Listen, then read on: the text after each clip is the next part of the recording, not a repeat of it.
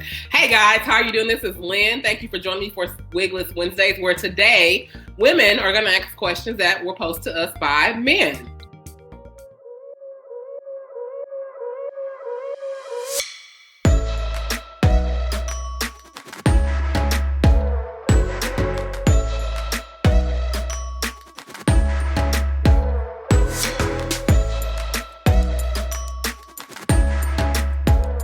Hey Chelsea. Hey. How you doing? I'm great. How are you? I'm doing fine. Thank you for joining me for another segment of Wigless Wednesdays. Tell us a little bit about yourself. I'm Chelsea. I'm a Beyond Blessed 1808, a native Houstonian, and looking forward to tonight. I am looking forward to it tonight, girl. Hey, I'm ready to talk a little something. Yes. All right, let's bring on Shametria. Hey, Shametria, how you doing? Hey, I'm good. How are you? We're doing fine. Tell us something about yourself, Shametria. This is my first podcast ever. So I'm kind of excited to see how it's going to go. I'm from Houston, and my Instagram isn't on here, but I'm at, Your Highness _ Queen P. That's what. All right, ladies. So the first question that was posed to me by all those handsome men out there was, why do women say they want a good dude when they walk all over him?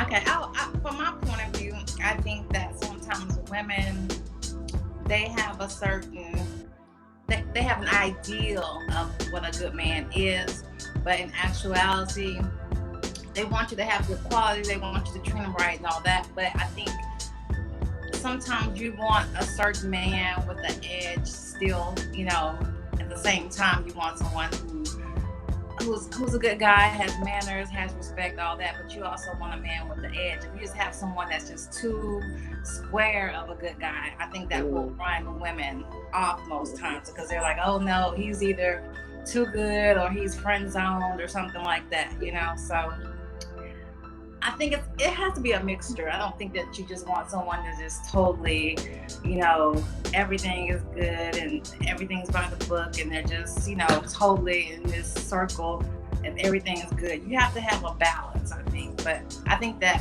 for the most part, women like the idea of a good man. The idea of a good man. What do you think? I think that I have to agree with her. I think women like the idea of a good man also, but at the same time, I think we as women, we have so much going on until we say we want a good man, but do we really want a good man?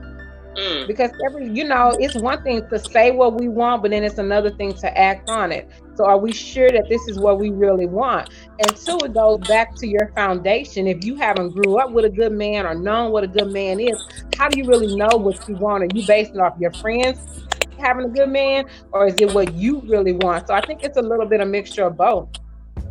Yeah, and I kind of agree. In my opinion, good men tend to be boring as fuck.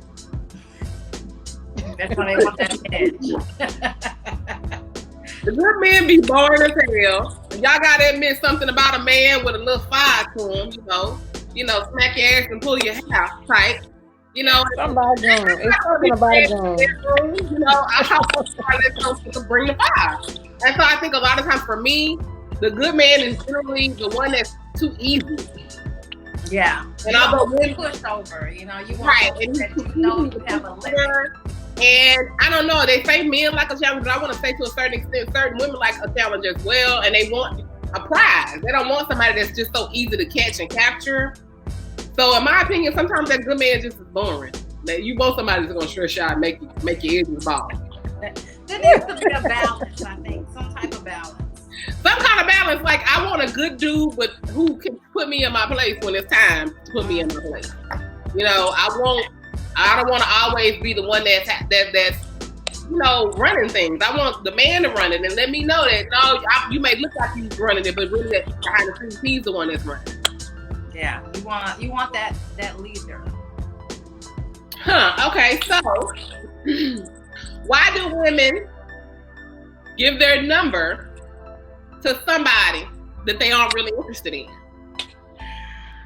I do that. Well, not anymore, but I used to do that all the time. And it's just because a lot of times, you know, you can't just say, well, I have somebody or I'm not interested. You know, it's like they continue on. And so just to cut everything out, say, hey, you know what?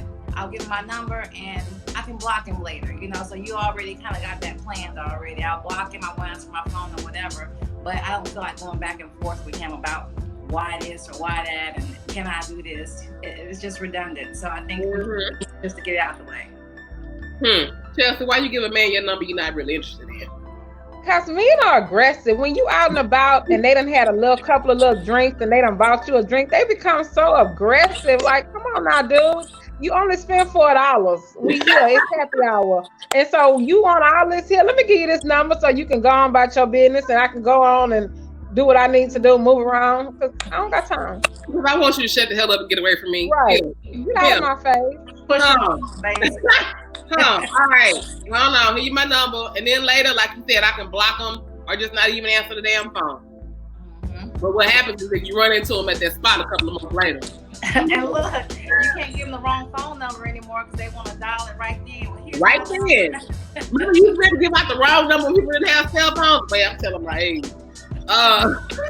give them the wrong number or the AIDS clinic. Right. They either call me right then or they asking you for your Instagram. What's your Instagram? What? Right, so they can check you and follow you right then. They want to take you right then. That's craziness. So how long after you meet somebody, after you meet a man and say you are interested in him, how long after you meet him should he reach out, try to move forward in whatever it is y'all doing? I'm still kind of old-fashioned to an extent. I like for a man to contact me. I don't like to be the first one to contact them, so I wait. Do you wait? Do you wait, Chelsea? I'm waiting because, you know, I ain't calling you here. You approach me. I'm the prize. I'm waiting. Now, hey, you don't call me. We don't meet each other. Then it wasn't a chance and opportunity we needed. Well, I personally, if I'm out and somebody approaches me and I give him my number, I don't even take his number. Like if he texts me right then, I'm going to delete it. Because I feel like it's up to the man to approach or to make that first step. The question was like, how long is the window? How soon should he reach out? What do y'all think? Like a day or 2 days or? I say 24 to 48 hours. Well, that's you the guy who gave your number to. Right.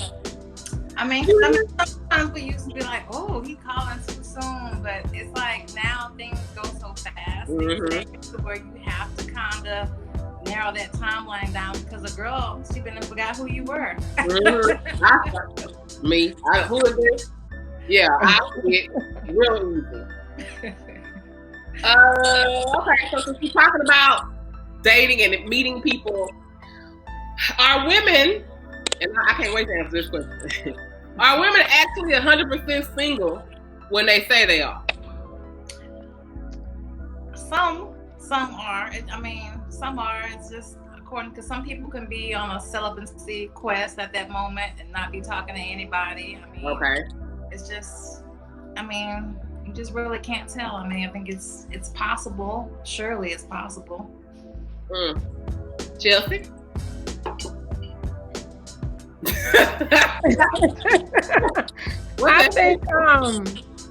I think some women are 100% single, and some women are not the same way that some men are not 100% single. So I think it just depends, because for me, it's about dating in threes. You date in threes. It's A, B, and C. A doesn't happen and you have B. B doesn't happen, you have C. And if it doesn't, then you go back and you replace A and you start the situation again. So I think it just depends.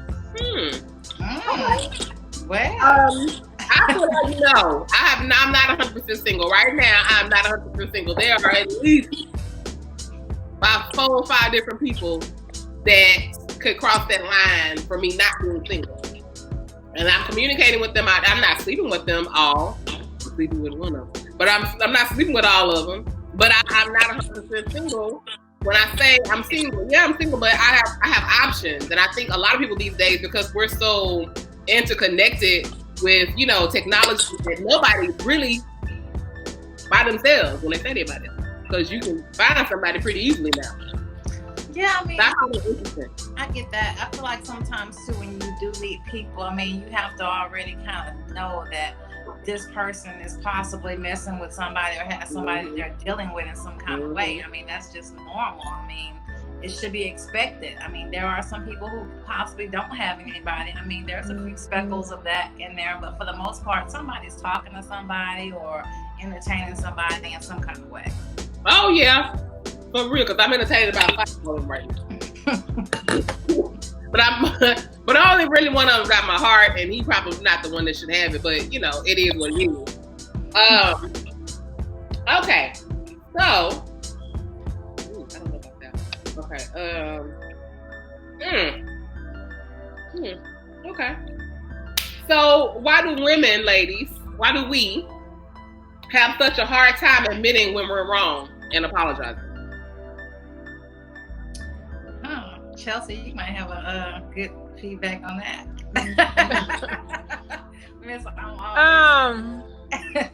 I don't know. We have such a hard time. I don't know. We have for me personally, I don't be thinking I'm wrong. I be thinking that everything I tell you is official and it's right by law. It may be my law, but it's right. And so I don't think I'm wrong. But if I'm wrong in instances, then I will apologize. But I'm not finna just straight up apologize now, because I don't be thinking I'm wrong. And I think all women feel like that, because I think all women have the law according to us. We have our woman law, and then men have men law. Because how many times it takes for a man to apologize? Because they have a roundabout way of apologizing. They'll say, what's wrong or what's the matter? Oh, okay. Well, my bad. Shametria, do you have a problem admitting when you're wrong? I mean, I will. I mean, it'll be in a very subtle way. I'm not going to be like, well, I'm so sorry. It's not going to be like that. No, I'm like, you know, it'll be something subtle. I'm not going to, you know, harvest on it. Okay. But I mean, I will. I mean, especially if I'm really, it has to be really, really wrong. Well, I'm going to piggyback off of what Chelsea said. I'm not wrong, okay? I have a halo. Y'all see it? It's up there. Okay? Invisible. I'm not wrong, okay? However, since I've gotten older, I do find myself looking inward more, and so when that happens on those occasions, I will say, you know what, maybe I should have done that differently. Okay, you'll rarely get an "I'm sorry." You're gonna get, I probably should have handled that a little different. So in the future, I will type of thing. I probably won't say I was wrong. I apologize, because usually when I act a certain kind of way, it's justified for some reason.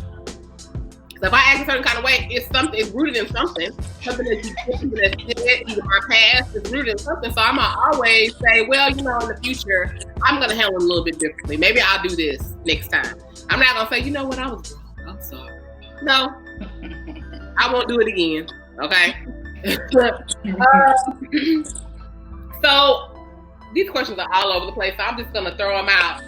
Oh, I know what I wanted to ask y'all. Okay, I asked this to the men too. What do you think God had in mind when he made the modern man? The same way. What do you have in mind when he made the modern man, today's man? I think that society and upbringings make the modern man. I mean, I think God made the same type of man just in general. But as far as how they have evolved, I think that's a part of the upbringing that they have as far as moms, society and things like that. I think that kind of molds the modern type man versus, you know, God making him this particular way. Chelsea, you got something to add? You muted. You muted. Okay.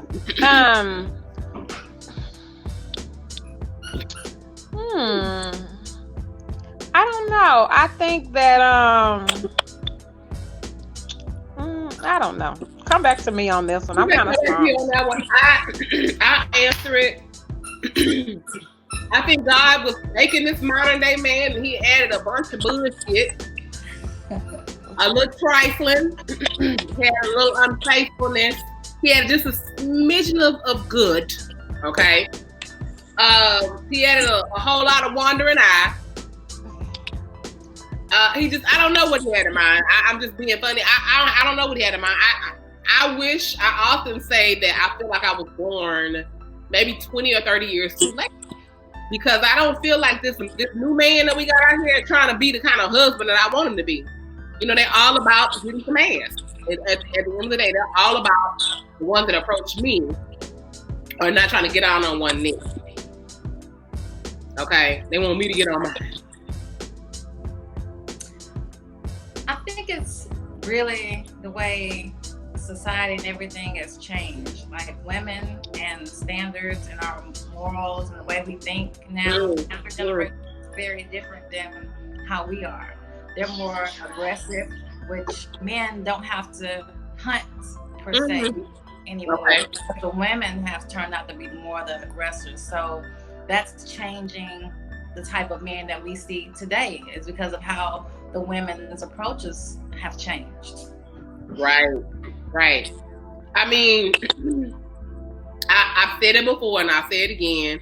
I feel like until the women get together and decide what it is, the standards that what we will and we will not accept, the men are going to keep doing whatever this is, because so many women are willing, they pick me type, and they're willing to settle for less.